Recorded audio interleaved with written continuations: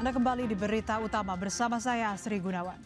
Setelah hampir 21 jam negosiasi, Amerika Serikat dan Iran harus pulang dengan tangan kosong tanpa membawa kesepakatan untuk mengakhiri perang. Perundingan yang alot di Pakistan 10 April kemarin disinyalir karena syarat masing-masing pihak yang sulit disepakati. Keduanya bahkan saling tuding menjadi penyebab gagalnya perdamaian. Kegagalan mediasi ini tentu menimbulkan tanda tanya. Akankah situasi Timur Tengah kembali memanas?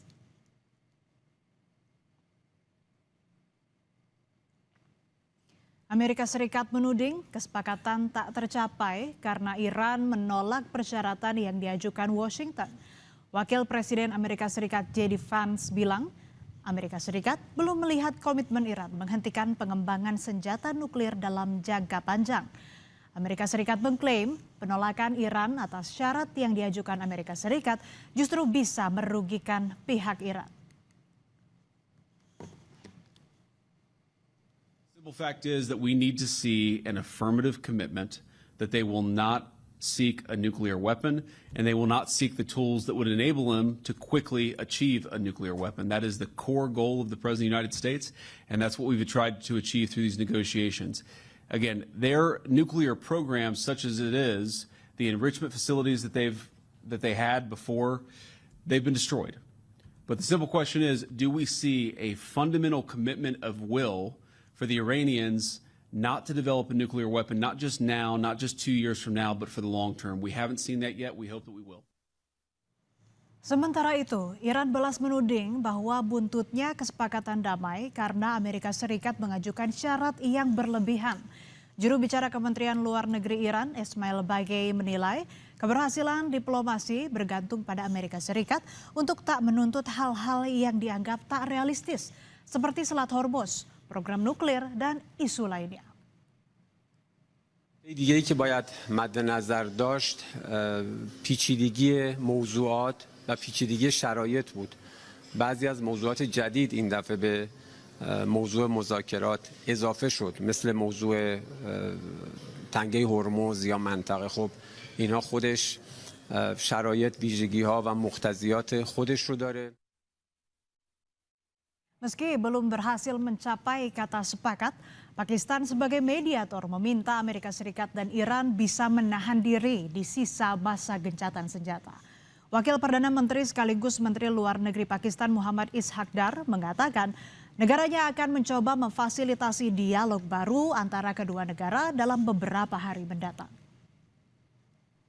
The two sides continue with the positive spirit to achieve durable peace and prosperity for the entire region and beyond. It is imperative that the parties continue to uphold their commitment to ceasefire. Pakistan has been and will continue to play its role to facilitate engagement and dialogue between the Islamic Republic of Iran and the United States of America in the days to come. Di meja perundingan, Amerika Serikat membawa sejumlah poin negosiasi. Yang paling utama adalah pelucutan total program nuklir dan penyerahan seluruh cadangan uranium. Lalu mengizinkan pemeriksaan IAEA atau Badan Tenaga Atom Internasional tanpa batas. Pelucutan rudal balistik yang bisa menjangkau keluar perbatasan Iran serta menghentikan dukungan terhadap kelompok-kelompok milisi di Timur Tengah. Sementara delegasi Iran yang dipimpin Ketua Parlemen Iran Muhammad Bagher Ghalibaf mengajukan syarat penghentian serangan secara permanen di kawasan. Pencairan aset Iran yang dibekukan serta ganti rugi korban perang. Dan yang krusial adalah pengaturan lalu lintas Selat Hormuz di bawah kendali Iran dan Oman. Melalui anggota parlemennya, Iran bahkan menegaskan persoalan di Hormuz tidak dapat diselesaikan melalui negosiasi. Iran mengklaim Selat Hormuz diakui sebagai jalur perairan milik Republik Islam Iran. Iran menegaskan jalur laut yang vital bagi pasokan minyak dunia tersebut akan terus dikendalikan militer Iran dan badan keamanan lainnya.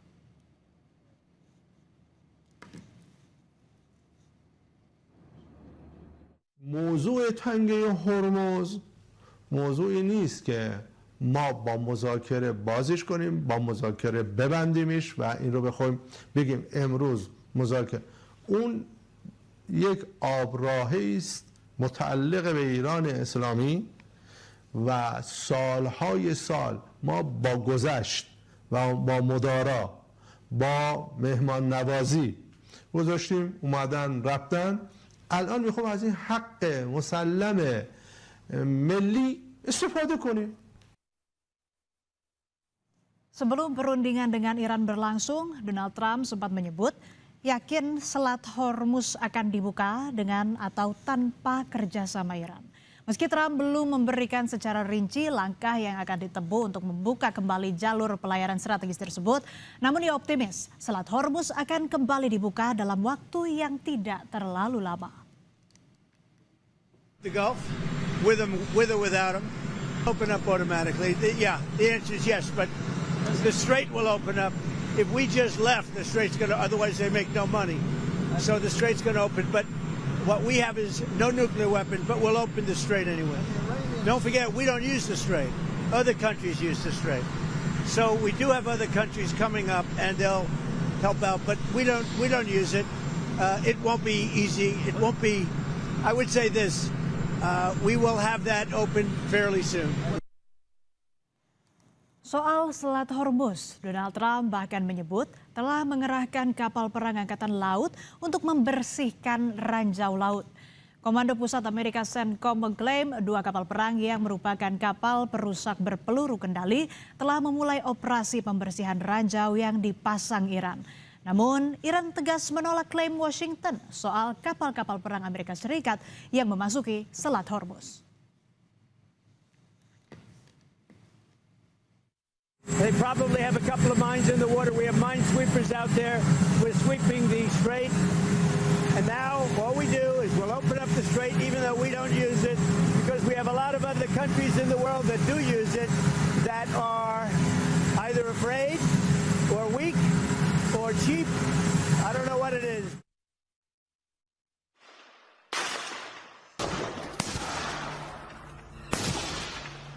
Meski Amerika Serikat dan Iran sepakat gencatan senjata dan keduanya aktif mengupayakan perundingan damai, Sekutu Amerika Serikat, Israel, justru mengambil langkah agresif menyerang proksi Iran di Lebanon. Angkatan bersenjata Israel merilis rekaman operasi darat dan udara yang menargetkan Hizbullah di Lebanon Selatan. Dalam operasi tersebut, Israel mengklaim menemukan gudang senjata dan berhasil menewaskan puluhan anggota Hizbullah.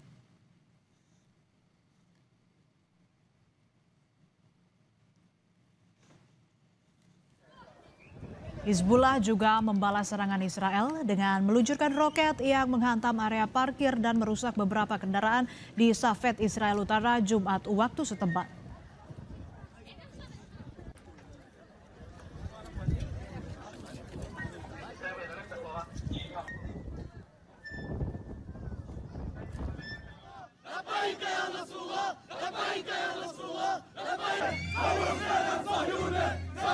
Di tengah situasi saling serang, mencuat wacana Israel dan Lebanon akan bertemu di Amerika Serikat untuk bernegosiasi. Pertemuan akan membahas gencatan senjata antara Lebanon dan Israel yang dimediasi Amerika Serikat. Hal itu direspons negatif oleh warga Beirut. Mereka turun ke jalan memprotes rencana negosiasi Perdana Menteri Lebanon Nawaf Salam dengan Israel.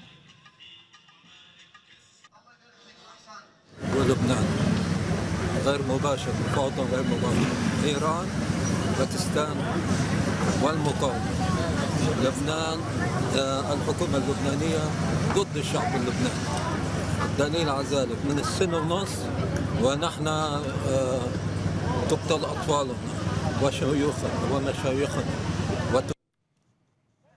Negosiasi antara Israel dan Lebanon rencananya digelar Selasa waktu setempat. Perdana Menteri Israel Benjamin Netanyahu mengklaim Lebanon menghubungi Israel bulan lalu untuk membahas perdamaian.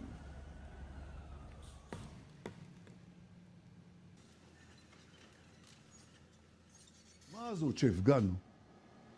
לבנון פנתה אלינו בחודש האחרון, פנתה כמה פעמים, להתחיל בשיחות שלום ישירות.